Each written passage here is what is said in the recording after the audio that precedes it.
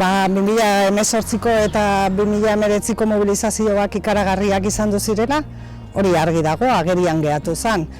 Nola bizitu genituen guk mobilizazio horiek? Bueno, hasieratik kriston posarekin egia esan da, eta gero erabat beharrezkoa izan duzala, jakinda ze momento bizitzen nahi ginen. Oso positiboak izan dira azken urtetako mobilizazioa, jende pila bat atera da kaletara, Oiartzunen ere jende asko hurbildu zen plazara, eta goizetik goizean antolatutako ekintzan jende pila bat egon zen. Izan zen lehenengo plantoa, gero hurrengo urtean greba izan zen, eta lehenengo urtean igandea tokatzen zenez, beste mota bateko mobilizazioak egin ziren. Eta mugimendu feministatik eta feminismoarentzat behintzat kriston bultzada dela ikusten dugu, kriston puntxa eman digute mobilizazio horiek. Bai, nik uste dut 2018 uste tola lehenkoan kalkulu bat egiten horri izan zela lehenengo greba, eta egia da nik uste ordenak harrapatu gintula batean sorpresaz, ze jendetsuak izan ziren toki guztietan, ez bakarrik iguale hiriburuetan, ez, normalean manifa jendetsuenak izaten diena. Herrietan ere, hemen Antxon bertan jendetza bildu zen eta pixkata harrituta. Nik uste horre badagola feminismoak indako lan historiko bat atzetik, orduan ez dela batean sortzen, ez, askok igual esaten zen, batean hau loratu da, loratu da, baina ez dakite hor atzean nik uste aitortza bat inbartzaiela bain arte feminismoa lanean aritu dien guztia, eta nik uste pixkanaka bere lan egin dula eta zabaltzen jundera. Egun politak ez, gaina hainbeste jende kalean ikustea, emakumeak batez ere, guretzat mugimendua dagoelaren berri da, orduan hori da gure helburutako bat. Lezon zehazki, duela 2008ko mugimendu feminista gutxi betetzen genuen plaza ez, baina urteekin batera, batez ere 2019an ere, naiz eta makro manifestazioak egin bai Donostin, Bilbon, hiri handietan. Lez hori dagokienez, lortu genuen plazak betetzea, lortu genuen emakumeak bertaratzea. Behingoz, orokorrean emakumeok sentitu dintzutela, feminista mugimenduak egiten zituzten mobilizazioak, emakume guztion mobilizazioak zirela, eta bat egin zuten gure deialdiarekin, orduan pentsa poza ikaragarria izan duzan. Ez egon nola sare bat Bidasoa aldean mugimendu feminista bat saretzen zuenik, orduan asamblea ezberdinetara deitu zen eta hor elkartu ginen hainbat emakume ezberdin. Bai Irunen, bai Hendaian eta bai Hondarribian zeuden kolektibo ezberdinak feministak zirenak, baina ez egon sarerik. Orduan, hortik aurrera asambleak egin ziren eta antolatu zen 2018ko manifestazio hori. Azken hori bizpahiru urtetako martxoa zortziko mobilizazioa, izan dira historikoak edo olatu handiak, zerain beste olatuta hitz egiten gabiltzala. Eta izan da oso pozgarria eta nik uste dut behingoz lortzea espero genuen olatu hori, ez? Nik horatzen dut mugimendu feministan hasi nintzen nera bezaroan oraindik ere zen burruka bat, justifikatu beharra zure burua feministatzat jotzeko, feminismoa zertzen dena azaldu beharra, eta niretzat azken 2 urtegotako izan da, behingoz, diskurtso emezuri iritsi dela, gizartearen gehiengoaren gana eta asimilatu dela, eta behintzat zilegitasun hori edo feminismoak suposatzen duena, behintzat pixkat edatzen edo implantatu dela. Hori izan da, izugarrizkoa, ikustea manifestali horiek atera handi punto batian elkartu Irunen, udaletxeko plazan egon, gero Hondarribino hainbeste jende iritsi Arrantzale auzoko plazara, eta sartu emakumeak, eta esaten duzu, bada hainbeste urtetan sentitu zeana bakarrik bezala, sentitu zea, azeta, esaten duzu, bagoaz aurrera. Harrituak egon ginen, hau da, kriston mobilizazioa izan zen, 8.000 pertsona egon ziren, ezen alakorik ikusi nik uste denbora askoan, eta ibilbidea bera ez egoen aurre ikusian beste jenderentzat. Ikaragarria izan zen. Pentsatzen duzu, jai handi bat, egun zora, ez dakit nola esplikatu, saltoka bezala, posakin, elkarrekin, ez ezagunak edo bistetik ezagutzen duzun personakin eta lanien aitzea eta elkarte guztitakoak lan hori elkarrekin egitea hori ere zoragarria dela. Igual bereziki urteak feminismoan genera amatzen militanteek hartu genuela sorpresas eta izugarrizko pozez, baina ere tentuz ez esaten nuen, ustea zer da, realitatea da, mora bat da, hau gelditzeko etorri da, edo ez, pixka bat ere, zalantza horiek. Hala nik uste dut, bai argi gelditu dela, ez dela izan urte bakarreko historia bat. Eta gero, esatea jende gazte asko hurbildu dela, eta hori oso positiboa dela. Baina aldi berean nik uste feminismoari erronkan handi bat gelditu zaio lanekin, eta da indar guzti hori edo gertatutako edo jendetza hori eta jende guzti horren grinago hori kanalizatu behar dela, ez? Hau da ez gelditzeko egun bateko kontu batean. Baina pixka bat kezkatzen duena da ere bai, instituzioek nolabait feminismoa edo gure borroka beraientzat hartzea edo, eta benetan makillaje pixka bat eman eta errora ez joatea eta benetako politikak edo ez egitea gauzak aldatzeko eta horrea joan nahi dugu guk, errora joan nahi dugu sistema aldatzeko eta ez makillajean gelditzea dena.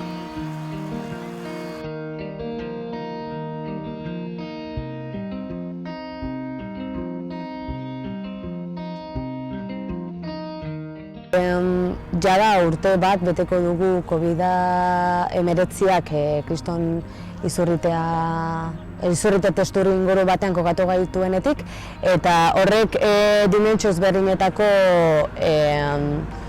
krisiak sortu ditu, ez? Bakarrik osasunaren krisia argi dagoena, baizik eta beste krisi asko. Zoritxarrez, gure garai horietan, pandemia izanean, gure garai horretan gure susmoak zirenak errealitateak bihurtu zirela. Gaina duela bi egun emakumeak kanporatu ditu, azaleratu ditu, publikatu ditu datuak, eta datu horiek esate dute indarkeri matxista pandemia garaian areagotu indala. Hala ere, pentsa, naiz eta pandemian egon, oso zaila zela emakumeentzako jasatzen zuten indarkeri matxista hori salatzeko, salaketak egondu direla. Eta telefonoz laguntza bila deitu dutela. Horrek esan nahi du pentsa zenolako dimentsioa edukidun pandemian indarkeri matxista. Milaka emakumeek utzi behar izan dituzte beraien lanak edo lan merkatua zaintza lanak betetzeko, asetuta ez zeudenak.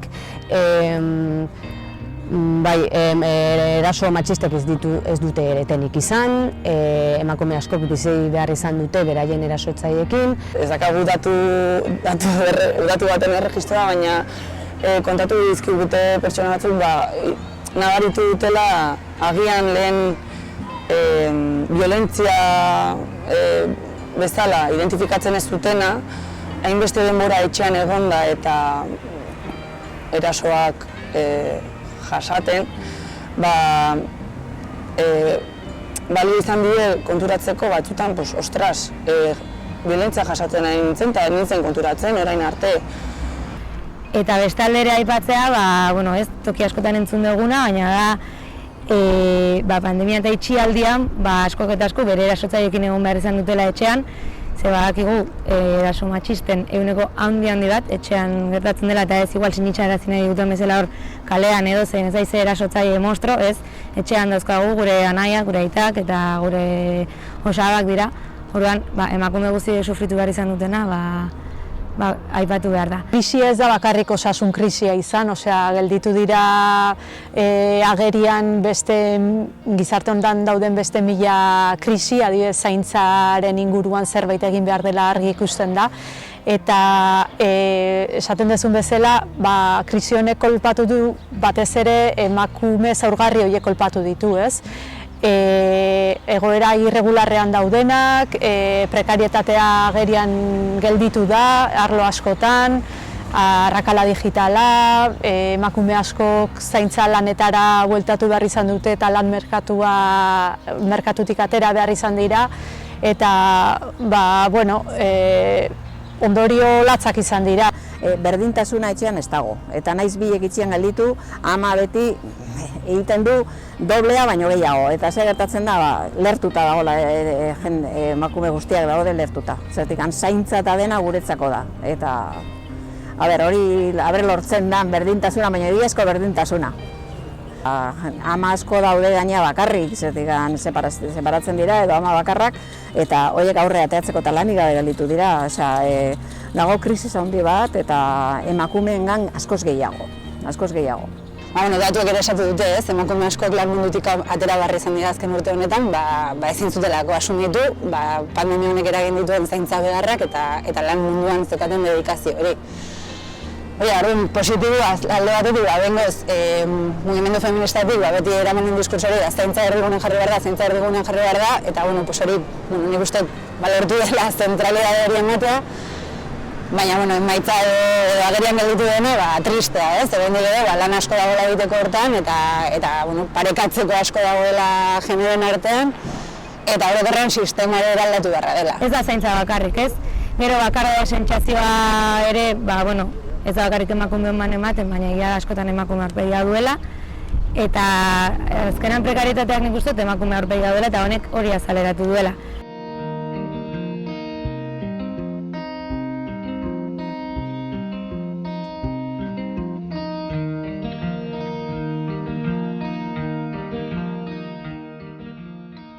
Justo pandemia hasi zela ez, iazko martxoaren 8an bueltan, eta orain berriro badatorrela, iaz egon zen izugarrizko polemika ez, martxoak 8ko mobilizazioekin, eta aurten berri ere, ez dago etengabe, martxoak 8ko mobilizazioak aurrera egin barrote diren, ez, presentzialak izan behar duten, sorkuntza landu behar dela, baina pixka bat tristeena berri ere, fokoa mugimendu feministan jartzen dela, ez? Nik uste dut aurtengo pandemia urte honetan zehar egin izan direla bestelako mobilizazio batzuk, eta ez dira eztabaidan jarri modu honetan mobilizazioek aurrera eraman berrotezian edo ez, eta inoiz baina aipatu dugunagatik, bai pandemiak erakutsi dituen arazo lazgarriengatik, inoiz baina arrazoi gehiago ditugula mobilizatzeko eta kalera ateratzeko. Egia esan, ziurgabetasun handia da, ez? Ez dakizu gaina komunikabide asko eta jende asko ari da horren kontra gaur egungo manifestazioetaz inguruan hitz egiten, eta gaina martxoak 8ko egunari egurra ematen. Orduan, amorru pixkat ematen du. Pertsonaki, ez nago taldearen izenean. Orain fokoa jarri dela mobilizazio hauetan, martxoaren 8ko mobilizazioetan, baina uste dut hausnarketa hori ere beste dozen mobilizazioekin egin zitekeela, orduan ez dakit zergatik jartzen zaion horren besteko fokoa honi, ez? Hala ere, kontuan hartuko ditugu noski segurtasun neurri guztiak, eta orduan adibidez, Antxon, manifestazioa eta beharren beste urte batzutan bezala, elkarretaratze bat egingo dugu. Eta esatea, lelo nagusia aurten mugimendu feministarena dela, den aldatu, sistema arrakalatu, eta horretara goazela, pixka bat sistema heteropatriarkal kapitalista arrakalatzera, eta hori aldarrikatzera eta uste dut, egoera honetan egon da ere oso garrantzitsua dela kalera ateratzea, gaia lehenengo lerroan egotea, eta kontzientzia feminista zabaltzen jarraitzea. Ezin dugu jarraitu zapakutza honekin. Orduan, aurten ere jarraituko dugu kalean egoten, ze pentsatzen dugu naiz eta pandemia hon kalean egon behar garela, gure aldarrikapenak kalera eraman behar ditugula, orduan manifestazioa ez dugu egingo, baina bai konzentra bat, hori bai segurtasun neurri guztiak eta bermatutak. Lan moduz, aurrera egiten nahi da, eta urtengo diskurtsoa da bereziki ez, mugak gainditzarena, jatorrien, emakumeen jatorri eta pixkat guzti horrei aurre egitearena. Argi dago ohiko mobilizazio motak ezingo ditugula aurrera eman, edo behintzat oihartzunen hori planteatu da, baina ikusten genuen garrantzitsua kalean egotea ere bai, denei ahalbidetzea espazio bat borrokatu ahal izateko, eta saiatu gara modu batean dezentralizatzen edo ekintzak, baina kriston egitarau egin dugu. Indarrak martxoak 6an izan ditugu, ze aurten 2020an izan da Emakumeen Mundu Martxako 5. ekintza internazionala, eta Euskal Herrian urrian hasi genuen, hemen, zubi honetan, eta dosier ezberdinak antolatu ditugu, landu da batez ere migrazio politiken inguruan, transnazionalen botere korporatiboaren inguruan eta mugen inguruan, eta zentzu horretan martxoak 6an deituko da, eta ekintza internazional honi itxieran emateko deituko da mobilizazio batera, manifestazio bat egingo da Hendaiatik Irunera, eta bukatuko dugu, Irunen buelta eska bat emango dugu eta bueltatuko gara ona, eta hemen azkeneko ekitaldi txikia egingo da. Baina ordu berean arratsaldeko 6:30 kazerola egingo da, 3 puntotan. Orduan, ordu berdinean eta bakoitza bere puntotan egingo da, oihua egingo da. Bai, emakumean oihua izango da.